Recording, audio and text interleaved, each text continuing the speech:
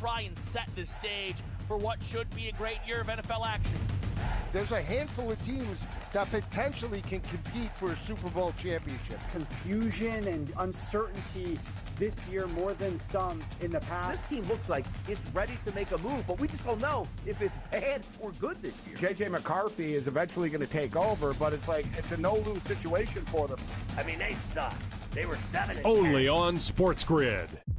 I'm talking about playing Keontae George, Taylor Hendricks, Isaiah Collier, the rookie, Cody Williams, the rookie, Bryce Santamore, second year, maybe keeping Walker Kessler.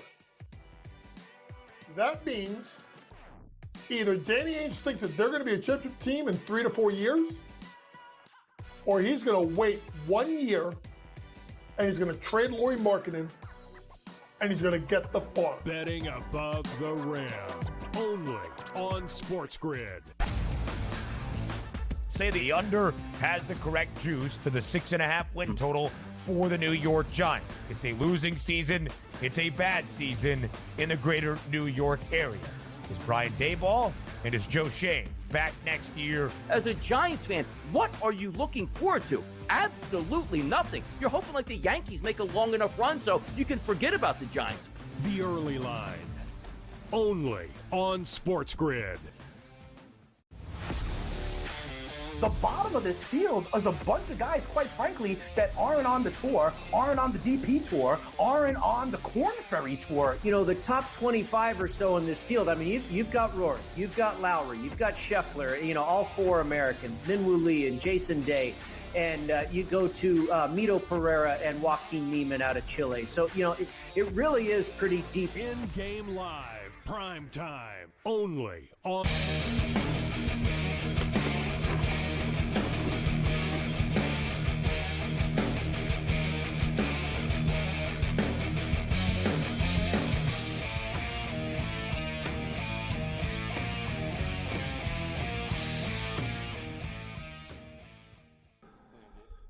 Level 3 has begun. This is SportsRage. I am Morency. Our boy Mo Khan will step up in tonight. Normally joins us on Mondays, but joining us on a Twisted Tuesday tonight. Great stuff with Rick Saratella, Cam Stewart, Andrew McKinnis. Major League Baseball game still going on right now. The Giants and Braves are tied at 3. We're in the top of the 9th inning. We're going to the bottom of the 9th, actually, right now. It looks they just got out of it. There was a runner on second base, but San Francisco coming up the bat right now in a 3-3 game. They just moved to minus 190 favorites. The Rockies are still up 3-2 on the D-backs. And the D-backs are running out of real estate, but they have a runner on third base, bottom of the 9th inning. And but there's 2 out. This is some real roulette, like blackjack type of gambling right now. They're down to their last out right now, and you're getting plus 400. So plus 400, they get the hit. You know, maybe you win the game. You know, if they're out, it just moved to plus 450 because it was a strike. Right? No. Like usually it'll move like with a ball or a strike, but it just moved to plus 450 for whatever reason. 6-0 Blue Jays right now. We've torn it up tonight on the baseball card. We're 6-1 with 1 pick pending, 1 bet pending. The San Francisco Giants in their City Connect. Let me check in here on this Colorado game. What's going on?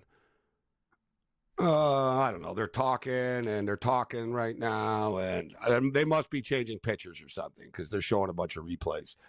I just checked in live with the game. The Rockies are minus 700. The D-backs are plus 450. So Mo Khan's going to step up, and it's time to really start dialing up the college football talk. We were just going over the Ohio State Buckeyes schedule, who are ranked number 2 in the AP Top 25. The Georgia Bulldogs are ranked number 1. And I can't stress enough this year when betting college football totals, and I think Cam is onto something with Ohio State. You know, they are great, but they can lose 2 games. And they can still make the playoffs as well. That's the thing. So it's not like it would be a complete implosion. And generally, people don't want to do it. Like the Georgia Bulldogs, 10.5. So it only gives them a window to lose 1 game if you're betting the over, right? You know, there's not a lot of room here. Like they're playing 12 games. You've got to win 11 of them. So, and as good as college football teams are, they do stumble. They do lose, right? It's not easy to go undefeated. It wasn't easy to go undefeated before, and teams, you can still win the championship by not going undefeated or make the playoffs by not going undefeated, right? So the sports books, I think this is the first year to kind of capitalize on this. And the Georgia Bulldogs are a good example. So I think Cam was onto something with Ohio State. You know, when you dig in here, there's always a game that a college football team is going to struggle in, that they shouldn't, right? That they're barely going to get out of. Remember Michigan last year? Michigan drilled like a lot of teams last year en route to the championship, but it was, remember the Illinois game? It was like super stress, man, right? Like it came down to the final couple of plays, and Michigan pulled it out against Illinois. So, you know, Florida State had the Boston College game last year. But, you know, Florida State ran the table. Man, they dodged a couple of bullets a couple of times against, like, bad teams. It's going to happen. So, going back to the Georgia Bulldogs, Georgia are one of these teams that is just sort of like, I don't know, it's like they're a pro team playing against high school teams or something like that. But the Georgia Bulldogs schedule over the years has been very favorable due to the division that they were in, but they blew up the divisions in the SEC with the new expanded college football world. They don't have the same, like, they have to play everybody now, right? So they can't. Georgia used to not play teams ever, basically. Like Georgia and Alabama, like, rarely ever play. They played in the playoffs, they played in the SEC conference championship game, but they didn't play in the regular season very much ever. Like there were a lot of weird imbalances to the SEC schedule. Like you'd be watching SEC. The SEC's been around for like 120 years, whatever the hell. And they'd be like, oh, this is only the sixth time that they've played here or whatever. Because of their schedule, it was stupid. Now it's tough. So the Georgia Bulldogs are another one. Like their win total's 10.5. So they lose 2 games. You bet the under. They only need to lose 2 games. I personally think they could lose to the Clemson Tigers in week 1. I like Clemson plus the points in that game. They're getting like 13 points. But I think Clemson are going to hang around with Georgia. I think it's going to be a defensive battle, and it'll be super close. Maybe Georgia pulls it out, but I think Georgia are just going to roll them. Then they get a walk-through cupcake scrimmage against Tennessee Tech. Then they go to Kentucky, rivalry game, but they'll beat Kentucky. But then, boom, they go to Alabama. Like, dude, normally Georgia plays one tough game a year in the SEC Conference Championship game. Now they got to play Clemson in week 1. They go to Alabama in week 4. They host Auburn in week 5. Auburn could be a sleeper, too. Like, this is one of those games that could just be, tougher than people think. They host Mississippi State. And then Georgia go to Texas this year. All right? They go to Texas. They host Florida. They go to Ole Miss, who are supposed to be all that now, right? They host Tennessee, like how they book UMass late in the season, a little bit of reprieve. And they get UMass, and they wrap up with Georgia Tech. So you look at the Georgia Bulldogs here, and this schedule, as dominant as the Georgia Bulldogs have been over the years, I think they're going to lose a couple of games along the way here. I think they could lose the Clemson game. They probably win. I think Clemson cover, but they could genuinely lose that game. I'll call it right now. I think they'll lose at Alabama. This will be Kalen DeBoer's big coming out party and a big win for Alabama. Alabama are stacked. All right? Like, Alabama did a really good job. Like, Alabama, they're ranked 5th. It's hard to believe Alabama ranked 5th as their lowest ranking since 2009. And you're 5th, but Alabama are going to be really good. Like, they basically, they lost some players when Saban left, but they also brought in a bunch of kids from the Washington Huskies that just went to the national championship game. So the mixture, it's almost like a part, you've taken Alabama of last year and the Washington Huskies of last year and merged them together. And now you get Kalen DeBoer running this offense with Jalen Milroe.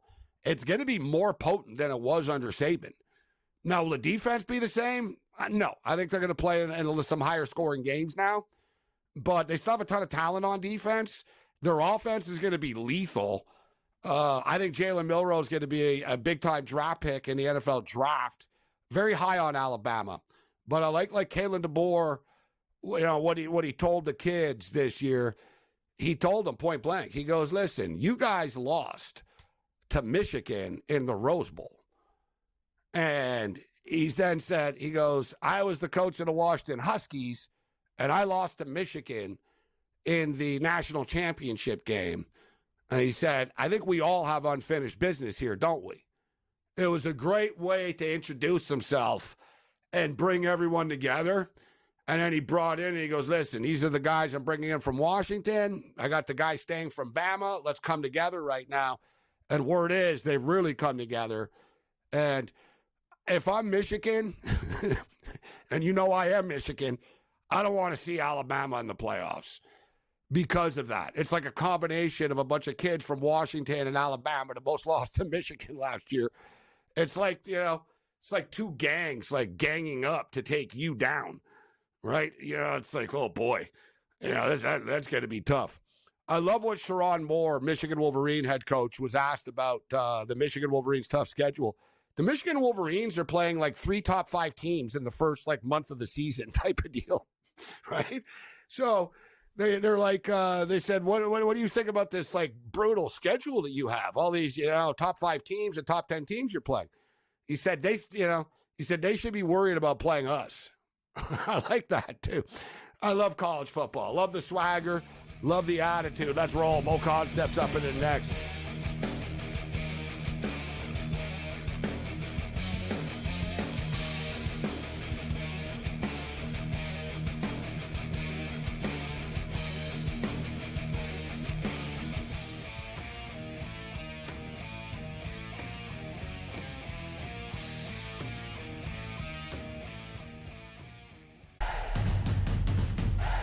Try and set the stage for what should be a great year of NFL action.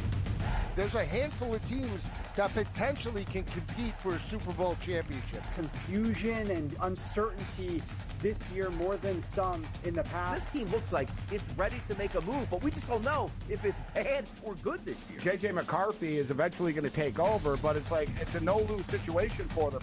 I mean, they suck. They were 7-10. Only on SportsGrid. I'm talking about Frank Deontay George, Taylor Hendricks, Isaiah Collier, the rookie, Cody Williams, the rookie, Bryce Sansamore, second year, maybe keeping Walker Kessler. That means either Danny Ainge thinks that they're going to be a championship team in 3 to 4 years, or he's going to wait 1 year and he's going to trade Lauri Markkanen and he's going to get the farm. Betting above the rim. Only on SportsGrid. Say the under has the correct juice to the 6.5 win total for the New York Giants. It's a losing season. It's a bad season in the greater New York area. Is Brian Daboll and is Joe Shane back next year? As a Giants fan, what are you looking forward to? Absolutely nothing. You're hoping the Yankees make a long enough run so you can forget about the Giants. The early line. Only on SportsGrid. The bottom of this field is a bunch of guys, quite frankly, that aren't on the tour, aren't on the DP tour, aren't on the Corn Ferry tour. The top 25 or so in this field, I mean, you've got Rourke, you've got Lowry, you've got Scheffler, all 4 Americans, Minwoo Lee and Jason Day. And you go to Mito Pereira and Joaquin Neiman out of Chile. So, it really is pretty deep. In-game live, prime time, only on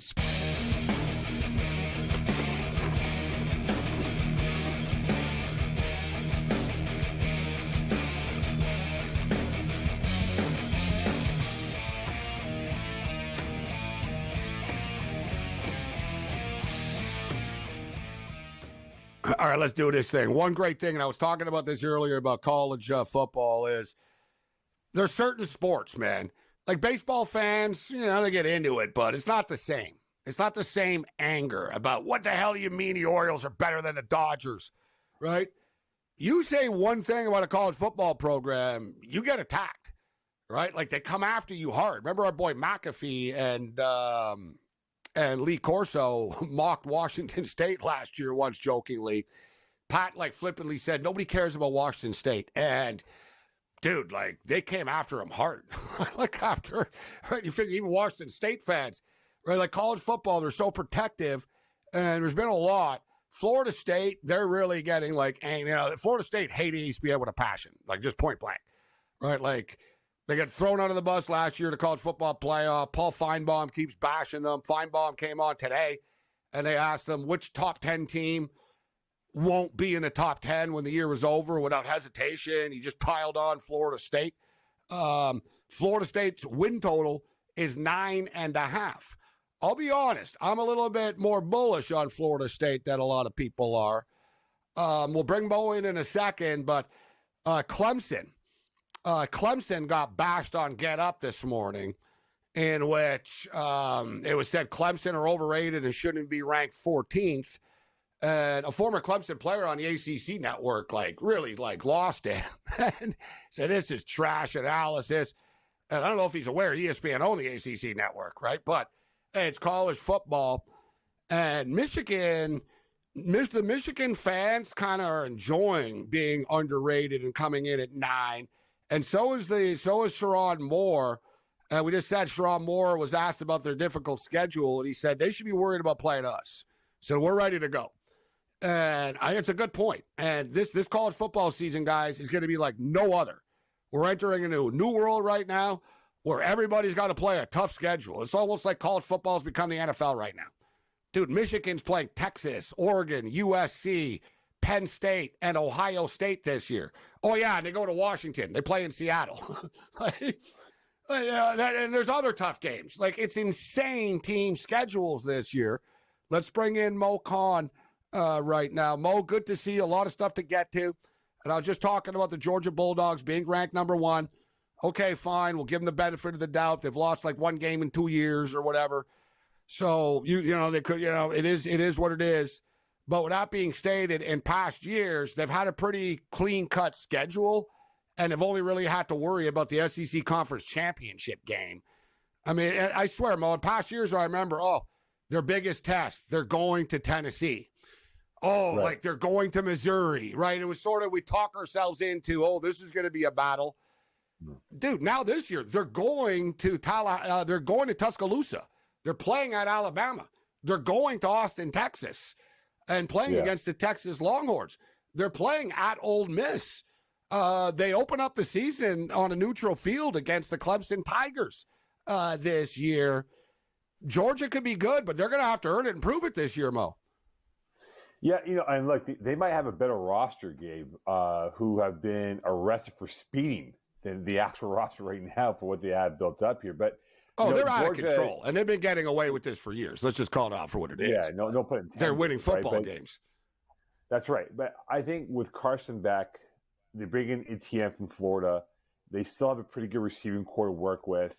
Their defense, which was young last year, Gabe, now has gotten a year older and better, and they did recruit fairly well the last couple of years under Kirby Smart. They will be a team that I think will be in that conversation. I think they go 1 loss, maybe 2 losses, but 2 losses might be enough to get you into the playoff at that point here, Gabe. And again, look, playing Bama, playing Texas will not be easy. It will. It won't be easy, right? But that Ole Miss game will be the trickiest one for them because Ole Miss is trying to establish themselves as being an SEC power, given what they acquired from a firepower perspective through the portal and stuff. And look, this SEC this conference as a whole for the SEC is going to be fascinating. It's going to be compelling, and it's going to be must-see TV for those who are going to watch the SEC on ESPN this year. They're gonna make an argument, and Sankey's already been doing it. The commissioner of the SEC. They're gonna campaign hard that one of these 3-loss teams from the SEC get in to the playoffs because of some of these schedules that they're playing. I think that's a stretch and a put. That's just a little bit much. But 10-2 is going to get you in, right? But there's going to be multiple 10-2 teams though. That's going to be another thing. So. Listen, we're only doing this 12-team playoff for a couple of years, right? Now they're already expanding again. 2-year deal. 10-2. But 10-2, right? The quality of losses could be a big X factor if Georgia were to lose to Alabama and Texas, for example, and they say those 2 teams are top 5. They're going to say, well, they lost by a field goal to both those teams each. They'll get in as our last, quote-unquote, or lowest seed remaining for the CFB come December.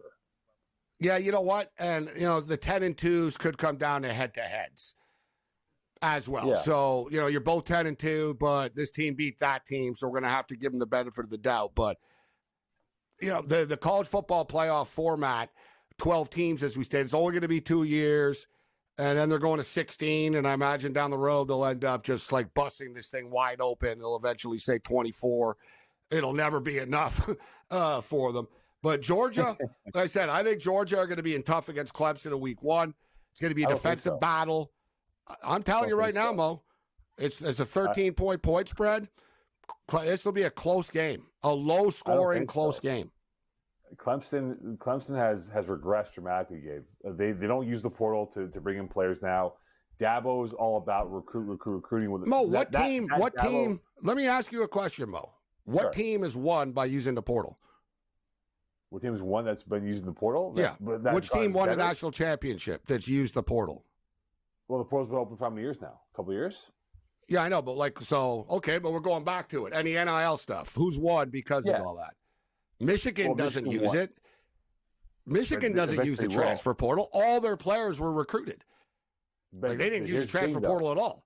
They also, Michigan, hold on, Mo. Michigan also doesn't even do NIL deals barely. Michigan doesn't pay players that much money. There's laws in the state of Michigan that contain it and stuff. They're actually at an NIL disadvantage. It doesn't matter. Alabama, we're kids that they recruit.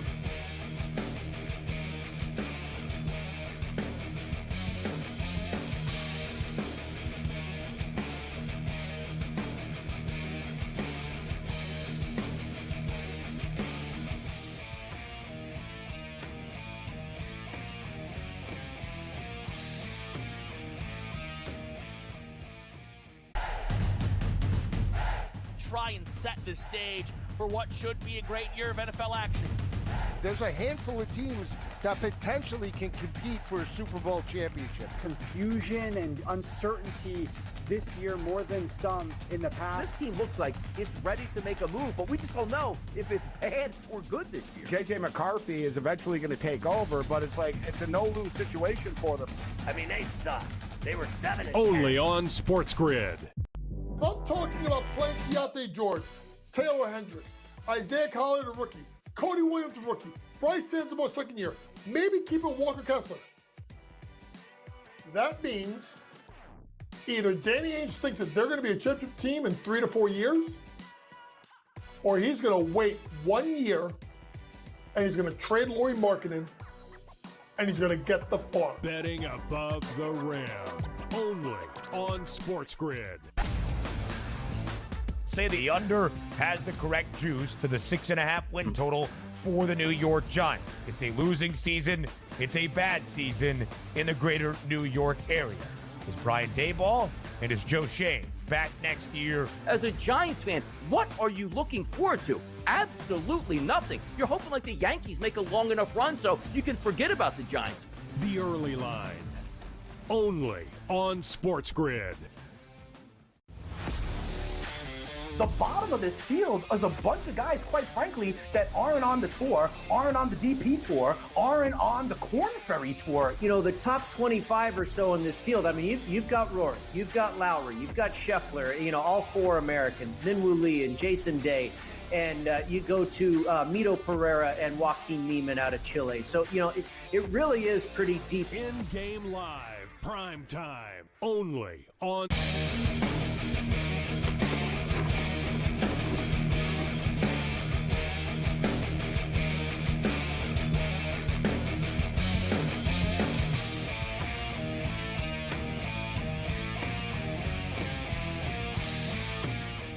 This is SportsRage. I am Gabriel Morency.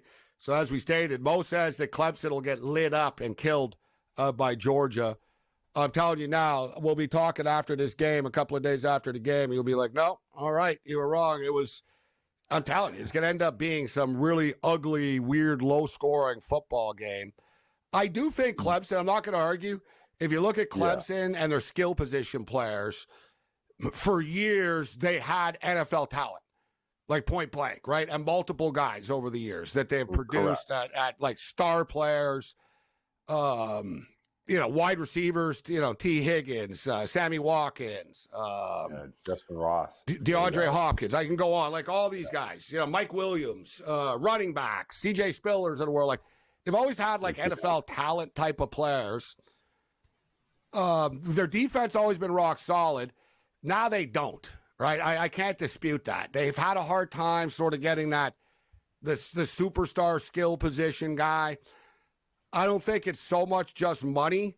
I think Dabo is his old school preacher act type thing. Doesn't sell with everybody in the modern era, right? And it's it's clean cut. I think they pray and stuff. You know what I mean? It's one of those things. Like he doesn't like you swearing and in a modern era where you can get other teams and, show up in a Lamborghini with a shotgun in your seat and they're going to pay you, right?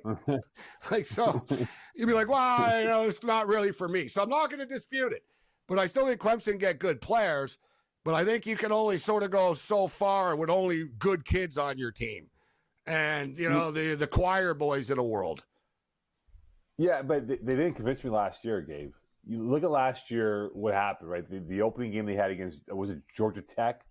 They lost that game. Was it Duke? I forget who it was. They lost the opening weekend, Labor Day weekend. They lost that game. Even the Cheez-It Bowl, they weren't that impressive. Like, they never impressed me. They were a middle of the pack ACC team. And Gabe, that conference this year, it should be FSU's to lose. And Miami, we're talking off air, are they the real deal or are they a bunch of frauds? We don't know. We'll find out because, look, Cristobal has Florida game number 1, and he's got to win that one to kind of soothe the anger from the Hurricane Nation. But I think for Clemson, they will be an 8-win team, but it might be an unconvincing 8 wins that they get. And Georgia, and again, look, you got a pretty loaded offense here, Gabe. They can put up points with Carson Beck at quarterback, with Etienne at running back, and with the receiving core that they have here. Look, that spreads, 13.5, Clemson to Georgia. I think Georgia will definitely get close enough to that point spread going towards the fourth quarter of that matchup. The Clemson Tigers, they're a polarizing football team.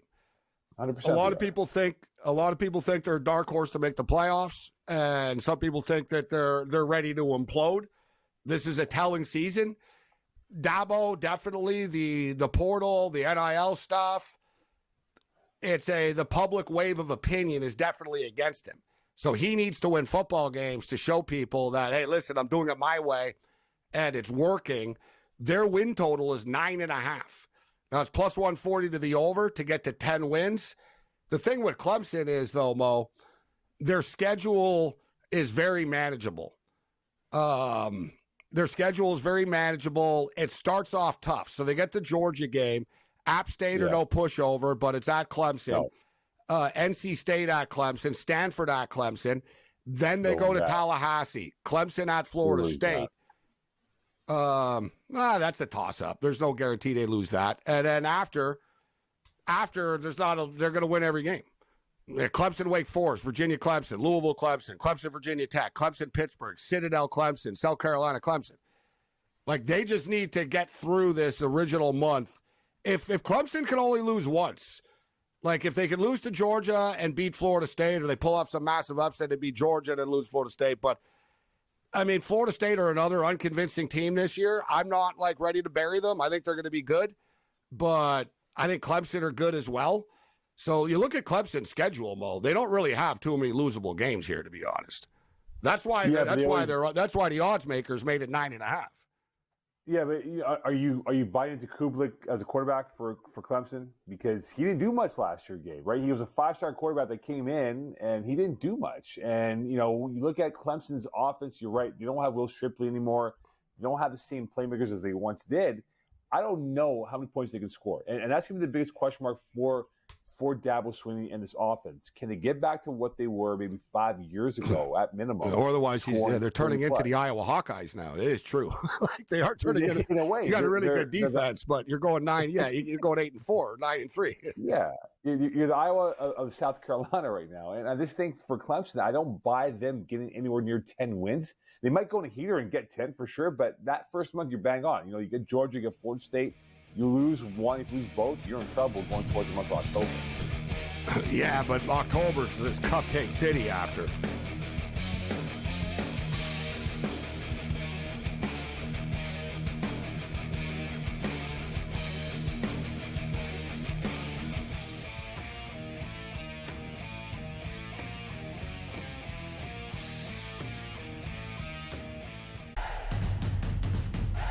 try and set the stage for what should be a great year of NFL action. There's a handful of teams that potentially can compete for a Super Bowl championship. Confusion and uncertainty this year more than some in the past. This team looks like it's ready to make a move, but we just don't know if it's bad or good this year. J.J. McCarthy is eventually going to take over, but it's a no-lose situation for them. I mean, they suck. They were 7-10. Only on SportsGrid. I'm talking about playing Keontae George, Taylor Hendricks, Isaiah Collier, the rookie, Cody Williams, the rookie, Bryce Sanders, second year, maybe keeping Walker Kessler. That means either Danny Ainge thinks that they're going to be a championship team in 3 to 4 years, or he's going to wait 1 year and he's going to trade Lauri Markkanen and he's going to get the farm. Betting above the rim. Only on SportsGrid.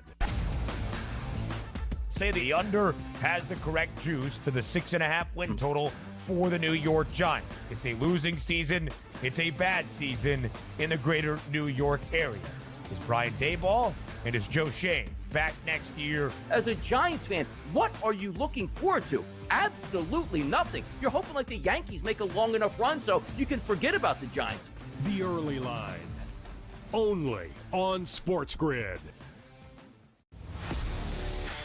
The bottom of this field is a bunch of guys, quite frankly, that aren't on the tour, aren't on the DP tour, aren't on the Corn Ferry tour. You know, the top 25 or so in this field, I mean, you've got Rory, you've got Lowry, you've got Scheffler, you know, all four Americans, Minwoo Lee and Jason Day. And you go to Mito Pereira and Joaquin Neiman out of Chile. So, you know, it really is pretty deep. In-game live, prime time, only on...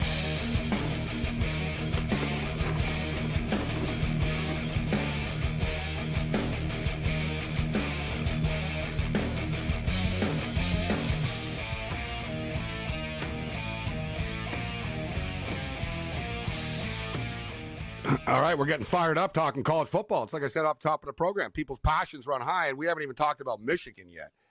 Mo starts taking shots at, like, Michigan. For the record, their win total 8.5, shaded to the over. 9.5, 8.5. The 9.5 is plus money. Right now, Michigan is 8.5. Michigan also have an extremely difficult schedule this year.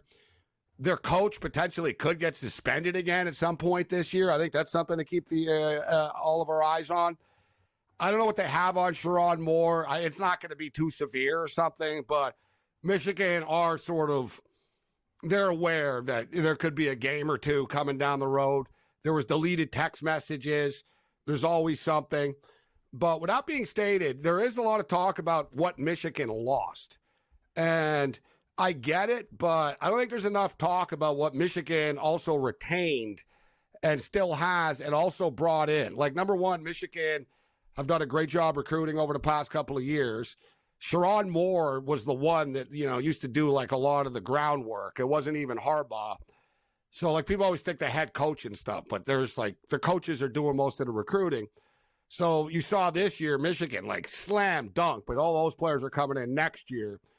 If you look at their schedule, it is difficult, but at the same point in time, a lot of the games are in Ann Arbor. We should note they have a 22-game home win streak going on. And, Mo, all right, they lost Blake Corum. No, so they're number one, Michigan. We know number one, Michigan's going to have a good offensive line, just point blank. Yeah. That's not a question, right? They've had arguably the best offensive line in college football for the last 2 years. Nothing's going to change with that. So, and Sherrod Moore was coaching the O-line too. So it's not like, oh, there's like some new, drop off or anything. So I think the offensive line's going to be fine. Then you get into the running back situation. They have Donovan Edwards coming back, bro. And they got a stable of young backs, but Donovan Edwards now will get a chance to be the feature back. We saw what this guy did in every big game. He's projected to be the second running back taken in the NFL draft. So he's like right there at the top 1-2 ranked running backs on the NFL board right now. Loveland is a stud tight end. All right. This kid's going to be in the NFL. So they got to actually have two stud tight ends, but Loveland is like the guy now. They have really good wide receivers. The quarterback, I can understand. It's a drop-off now that J.J. McCarthy's not there. It looks like Orgy's going to get the call in week 1. I think we could see some other guys get some shots in here. But defensively, they're going to be elite. Will Johnson, after Hunter out of Colorado, Will Johnson's projected to be the number 2 quarterback taken in the NFL draft. Mason Graham, their defensive tackle, is one of the best defensive linemen in the country. Right? Exactly. You helped them win the championship last year by just blowing up the pocket. Like, they're freaking loaded again. Like, so if people think like, oh, and the thing I'm going to tell you guys right now, too, Mo, Michigan are going to do this Bo Schembechler style, bro. Remember when Sherrod Moore was coaching against Penn State and Ohio State in these games? What did they do? They ran the ball like 30 times. Right. Against Penn State, they literally ran it 22 times in a row. like they're going to run the ball. They're going to do little like dink and dunk stuff. They're going to frustrate the defenses with their just sort of simplicity of it, but it's going to be consistent. Defensively, I think they're going to be good.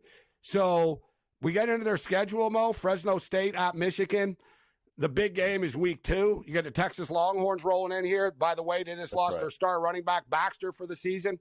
Games in Ann Arbor. Arkansas State, then USC at Michigan. Okay. I'm not, I'm not losing sleep over it. They should get that one, Gabe, because USC's defense is still out to be examined. I'm not losing sleep over it. No, the Texas game, to me, I'm not concerned. It's a tough game. I'm aware of it, but the fact that it's in Ann Arbor, I feel pretty good about it. Minnesota at Michigan. Michigan at Washington. Washington are totally rebuilding right now. Michigan and Illinois is one of those sort of dark horse games. One. Yeah. Like that's one of those weird ones where it's like, hey, watch out for that one. Michigan State are going to be back too. Michigan State 2 years. I think Brett Bielema has a Michigan light being built up in Illinois, right? Because they love to run the ball under Bielema. Yeah, he knows their system. He knows, like, oh, yeah, this is what they're doing to us guys. Exactly. He knows what they want to do. That's going to be the tricky one, right? I think for Jonathan Smith at Michigan State, give him 2 years. Oh, he's a couple of years away, but But they're no longer a cakewalk. And they do have Childs, their quarterbacks. They have a good quarterback. Right. And the game's in Ann Arbor, so they'll get through it. And here's another big one, Mo. Oregon at Michigan. Then Michigan at Indiana, Northwestern Michigan, Michigan at Ohio State. But, like I said, look at this, man. They get Texas at home. They get Oregon at home. They get USC at home. The only road game out of the really hard ones, they dodged Penn State this year, is at Ohio State to wrap the season up. I think worst case scenario, Michigan, I've got them higher valued than some people. I think they're going to be 10-2 when it's all said and done. I think they'll stumble at some point, and that Ohio State game at the back end could be pretty tough. But 10-2 in the end is going to get them into the college football playoff, Mo. That's my take on Michigan. 10-2. I agree. I think 10 wins is doable for this team. 8.5, I think they'll surpass that. I think they'll get 9 for sure. I'm just trying to figure out where they can get that 10th win, right? Is it going to be the Oregon game? Is it going to be maybe pulling off against Ohio State, who has immense pressure for what they did in the off-year through NIL and portals and all that stuff? But I just think that for Michigan right now, Gabe, and if you read up all the reports, right, they're okay for what they're at right now. They're okay to be in a top 10 team, but not being mentioned in the elite yet, because they want to build it up towards late November into early December and maybe get back to the Big Ten title game, hopefully again for them. So I think 10 wins is doable, but I think what it'll come down to will be their defense and that front four. They have some studs across the board with the front four. That's what's going to win them games early in the season and to close out games when it matters most when we get towards that Ohio State game in late November. Old-fashioned football, I'm telling you. And I tell you what, Orgy can run the ball. He's a big kid, right? We're going to find out about him throwing the football. I've seen him throw the ball before. We've, in the spring practices, and he's thrown some passes before. Last year, it was very, run here and like specific plays for him. But he's one of these kids, Mo. He's got a freaking cannon, right? Like he can throw it like 80 yards downfield. He might not know where it's going all the time. Like it's one of those, whoa, hey, we got to rein this in a little bit. Like, he throws like super fastballs. He sort of got that Anthony Richardson vibe about him a bit, Yeah. Super raw athlete. Yeah, exactly. But similar passing style, high fastballs, right? So I'm curious to see, how his passing game has developed. But it was just reported earlier in the day, Mo, that he is the front runner to be the starting quarterback in Week 1. And that's okay because remember when McCarthy was fighting for the number 1 job in Michigan, right? They were having that rotation, I think 2 years ago under Harbaugh. So Michigan doesn't care about, I know games are much more important to have than before. No, it's a team effort. They'll play multiple quarterbacks if they have to. 100% they will. And once they're comfortable with that guy, they will go with that guy for the foreseeable future. So I think right now, you're okay, Gabe. We saw Alabama do that last year at the beginning of the year. Remember? Saban was like, let it figure itself out, right? Even though that was a bad move. He should have left Milroe in. It was a bad move by Saban. Remember, they were down at halftime to USF at halftime down in Tampa, right? So keep that in mind for Alabama last year. Yeah. No, exactly. But like Saban, the big genius, like that wasn't such a great move, Coach. Right? And after, it was like, oh, look, what a great move. Milroe's playing better after that. It's like, no, it was just dumb to bench him at the time that you did. And now he's going to be under DeBoer. He'll be a top 10 pick in the NFL draft. I think he'll be close enough the first round, yeah. Oh, he'll be a first-round pick. Slam dunk. If he plays well, he works himself into that conversation, yes. He's already there, Mo. Like, he just, he has to ice it now, but to me, if you look at mock drafts and stuff, he's anywhere, 7, 13, and bouncing around that range. Look at, like, DeBoer's last guy, Michael Penix. Michael Penix just went 8th in a draft. Milroe's better than Penix, in my opinion, for the modern NFL.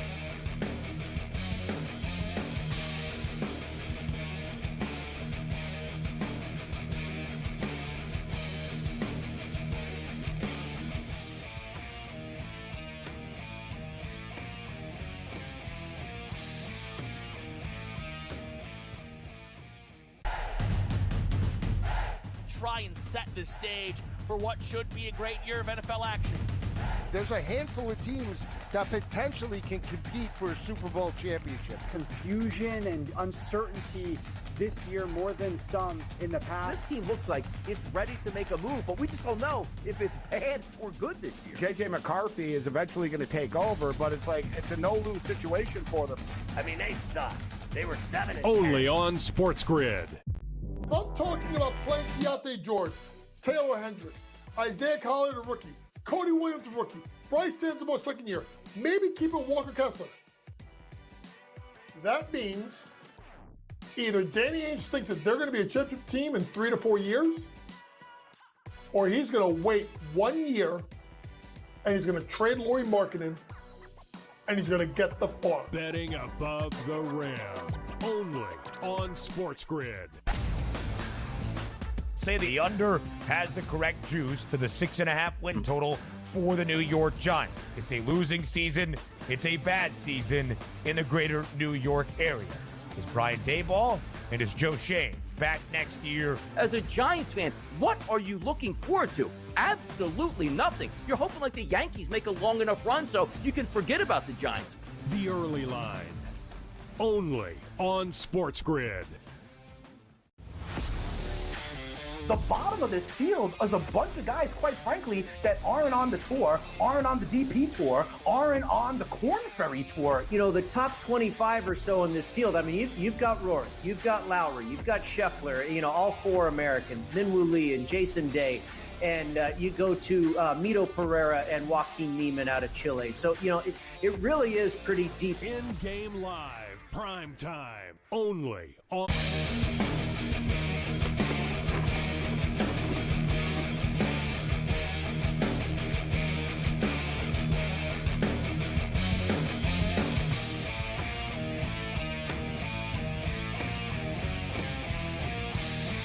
So I want to get to the Nate Rourke, NFL, J.J. McCarthy injuries, a lot of stuff to get to. We're talking football with Mo Khan right now.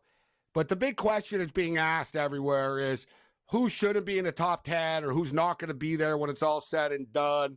People are picking on Florida State a lot and saying they're the ones.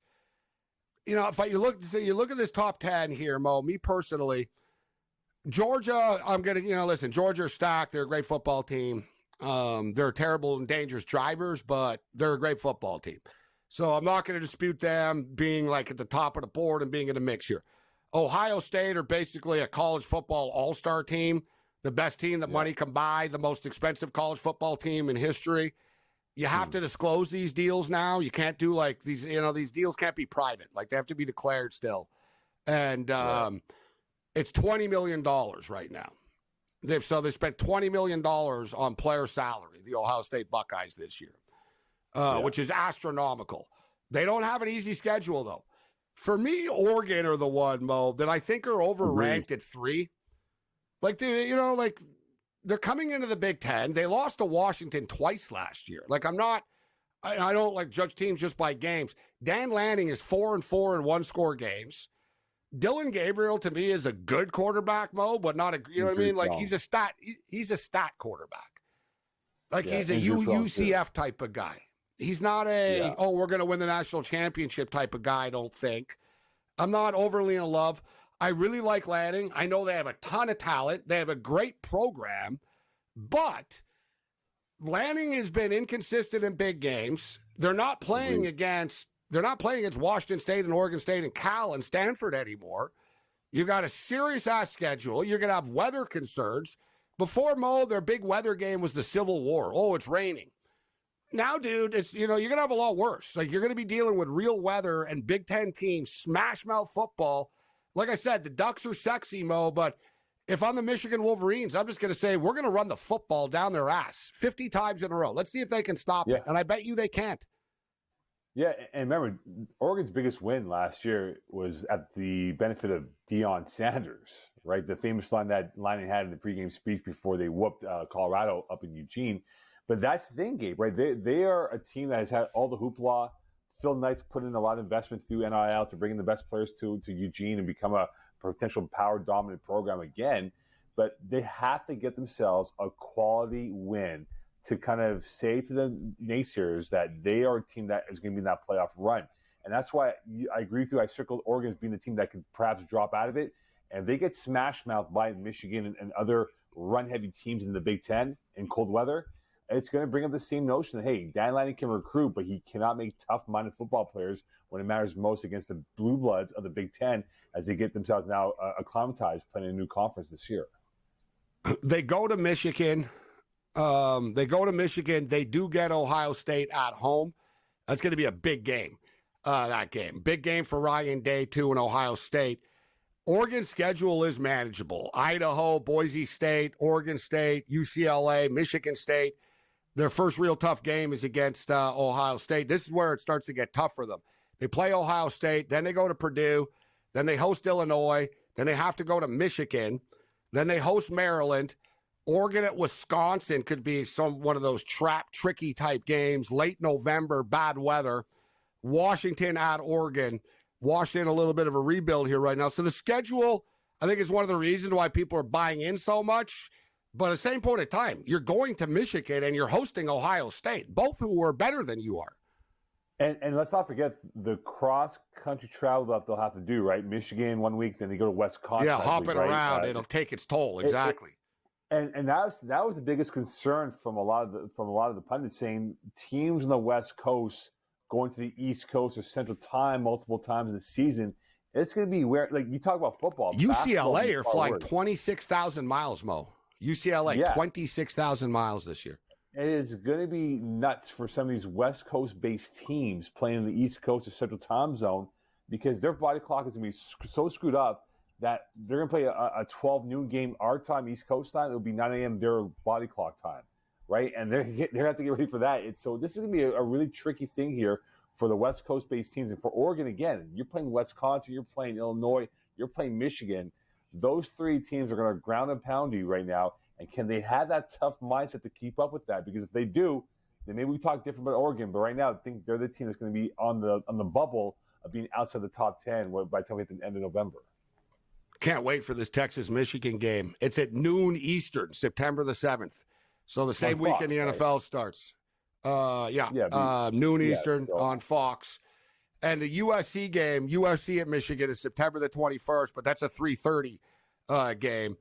I'm not sure what network. One thing, Mo, the Big Ten, they're like the NBA, bro, or the New York Yankees. They're on every platform. You know what I'm saying? Yeah. Like it used to be, they're on one. Like, they're on everything. Like they're on Fox, CBS. they're on CBS. CBS, Exactly. yeah. Big Ten football is on CBS, replacing SEC now. 3:30 game of the week. That's the USC game actually. The Michigan. That's that slot. NBC has a Saturday night Big Ten game of the week now. I believe they or have a Friday second night. choice in Friday the night. orders. Sorry. Yeah. Friday I night think game it's of the week. Fox. Whatever. Yeah, it's Fox, NBC, CBS, in the draft order of who they get for each week for the Big Ten games this year. The NBC basically gets sort of the scrappier ones. I think NBC gets the Michigan Fresno game to start to see. But anyway, NBC's got everyone's got Big Ten football. They're all in on this. Yeah, ESPN took over the SEC. CBS lost the SEC and brought in the Big Ten. Just sort of a domino effect. Okay, Mo. Nate Rourke gets let go by the Atlanta Falcons, and then the bombshell heard around Canada today. I say around the world, but let's say around Canada today with Nate Rourke signing with the BC Lions, a 3-year deal, $800,000 a year in that range with bonuses. I feel bad for Vernon Adams, but at the same point in time, Vernon Adams is hurt, and he's not ready to come back right now. And the BC Lions, their owners put a lot of money into this year, and it's Grey Cup or bust, and he didn't want the season to fall apart, and he also didn't want anyone else to get Nate Rourke. So we'll get your take on this on the other side. Nate Rourke back in the CFL, good for the league, and this will be a fun game on Sunday against the Winnipeg Blue Bombers that I'll be going to. And JJ McCarthy will get your take on the other side. And I'm seeing a lot of tweets about the Montreal Expos, the anniversary of the demise, the strike.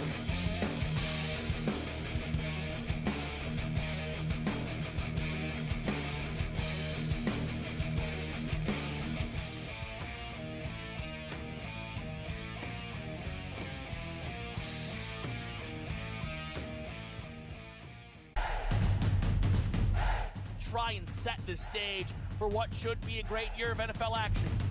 There's a handful of teams that potentially can compete for a Super Bowl championship. Confusion and uncertainty this year more than some in the past. This team looks like it's ready to make a move, but we just don't know if it's bad or good this year. JJ McCarthy is eventually going to take over, but it's a no-lose situation for them. I mean, they suck. They were 7-10. Only on SportsGrid. I'm talking about playing Keontae George, Taylor Hendricks, Isaiah Collier, the rookie, Cody Williams, the rookie, Bryce Santamore, second year, maybe keeping Walker Kessler. That means either Danny Ainge thinks that they're going to be a championship team in 3 to 4 years, or he's going to wait 1 year and he's going to trade Lauri Markkanen and he's going to get the farm. Betting above the rim. Only on SportsGrid. Say the under has the correct juice to the 6.5 win total for the New York Giants. It's a losing season. It's a bad season in the greater New York area. Is Brian Daboll and is Joe Shane back next year? As a Giants fan, what are you looking forward to? Absolutely nothing. You're hoping like the Yankees make a long enough run so you can forget about the Giants. The early line. Only on SportsGrid. The bottom of this field is a bunch of guys, quite frankly, that aren't on the tour, aren't on the DP tour, aren't on the Corn Ferry tour. You know, the top 25 or so in this field, I mean, you've got Rourke, you've got Lowry, you've got Scheffler, you know, all 4 Americans, Minwoo Lee and Jason Day. And you go to Mito Pereira and Joaquin Neiman out of Chile. So, you know, it really is pretty deep. In-game live, prime time, only.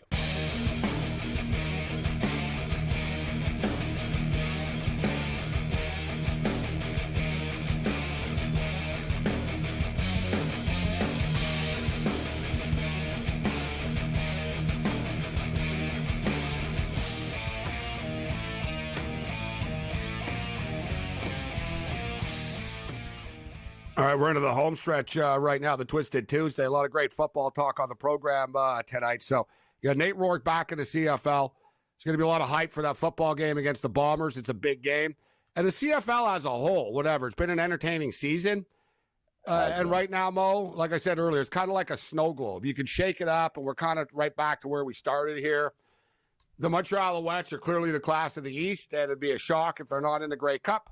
And I think at this point, the West is still wide open. BC weren't losing games. Like, look, Vernon Adams played one game they lost. The next game he got hurt in, and then the last game he didn't play in. And BC, they've got defensive problems, offensive line problems. So it wasn't like, oh, just Jake Dolagala's fault or anything like that. But I think it's good for the league, Mo. And we'll see if other teams start to try to bring some bigger-time quarterbacks into the league now to match the BC Lions moving forward.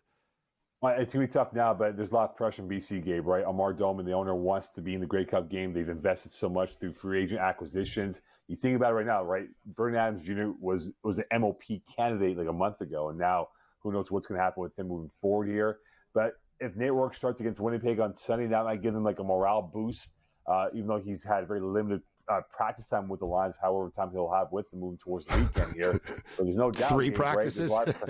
Maybe if you're lucky, right? But there's no doubt that the Lions have a lot of pressure to get to the Grey Cup.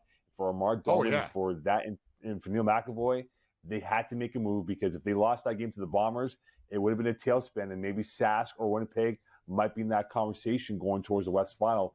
So now this brings a lot of intrigue and eyeballs towards Sunday's game, which is now all by itself as a standalone window game for the CFL on the weekend coming up. The odds makers really like what the BC Lions did. They adjusted immediately today. They were aware of it. And the BC Lions, the Alouettes aren't getting a ton of respect, actually. The BC Lions are plus 180 to win the championship. The Montreal Alouettes are plus 225 right now. Argos are 5-1. Yeah, but we know they're going to get there. No one in the East is going to beat them.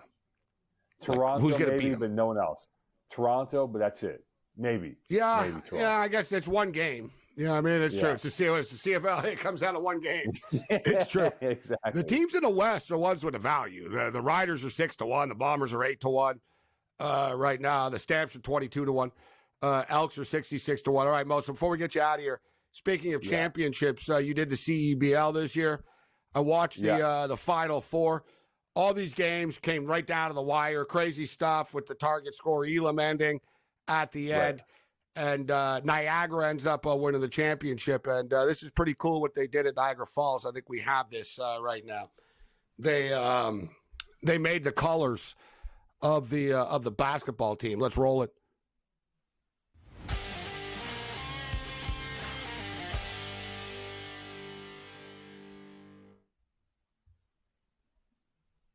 All right, we had the music was a good start, but so there we go. Hey. There. That's very nice. Yeah, there we Very go. nice. The River Nice Lions. ball. Congratulations to the River Lions on their championship.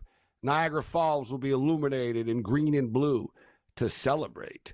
That's pretty classy of Niagara Falls. World-class tourist destination, giving some love to the CEBL.